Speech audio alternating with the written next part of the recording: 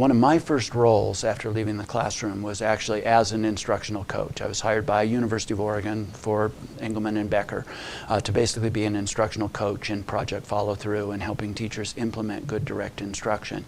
And one of the criteria that was set up for us as instructional coaches was that we need to be spending a minimum of 80% of our minutes when kids were in school in classrooms with teachers.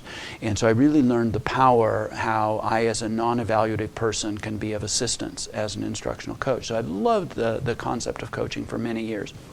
I then got more into staff development and moved a little bit away from coaching. But there's a powerful research base that says that training without coaching almost borders on worthless. Now I say almost because I think really good teachers, when they go to good training, they're going, oh, I've never tried that before, I want to try that. But the people who are really struggling don't have a context for going. And when they go back to the classroom, they fall right back into the same patterns. Not because they don't want to do this stuff, but they don't have a schema for doing it. And so I've always loved the notion of coaching. I think the research supports that. I hooked up with Jim Knight at University of Kansas and the work of Dr. Don Deschler at University of Kansas, because Jim was actively working on national coaching, but realizing oftentimes the teachers were struggling when it comes to coaching, were struggling in terms of management as much as they were instructionally. And so he basically asked if I would work with them on some of this stuff and helping set up coaching networks. As we started doing more work with districts, I started realizing often coaches are put in untenable positions because the administrator has not made clear what are the expected outcomes of this, or they're just saying you have to go in and you have to help this teacher, and the coach is not knowing, is this part of evaluation or isn't it? So we started basically trying to define things more clearly. And so I feel like there are three things that need to work kind of hand in hand, and they're good training, clear administrative expectations on the outcomes of that training, and then three, non-evaluative coaching, but that coaching is to help teachers achieve the outcomes. So the sort of, I guess, linchpin of that is going to be administrators saying to teachers on the classroom management aspects of this, you need to create high levels of academic engagement.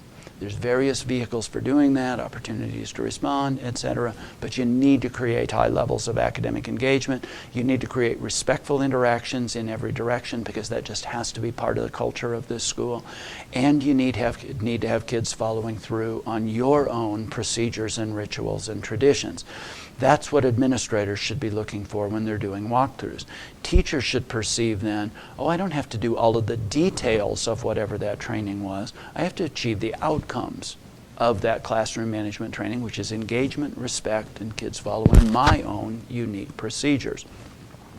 If an administrator is saying to a teacher, Randy, you need to fix this. Every time I come in your room, there's at best 70% engagement.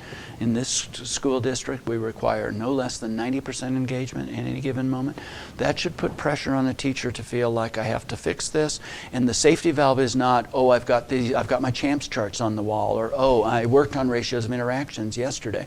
That's never going to be an out. It's, well, fine, cool, keep doing something else because you have to fix this. And coaches should always be the safety valve on that. There should be the opportunity to go, we have our instructional coaches, we have our school counselor, we have our school psych. Any of those players could be of assistance to you in this. You decide who you're most comfortable with, you find out who might have some time to assist you, but you need to fix it. Because I'm going to be coming in your room and I am going to be checking for, first of all, 90% engagement. Without that, I think coaches are sort of left in a little bit of a no man's land. Well, I'm supposed to coach, but what are the outcomes that I'm supposed to be looking for? So it's really an attempt to create what I'm now referring to as three-legged stool, and that is good training, good clear expectations on the outcome of that training, and then three, non-evaluative help and support. So teachers never feel like all this is pressure. This is pressure to achieve important objectives, and there's lots of help available.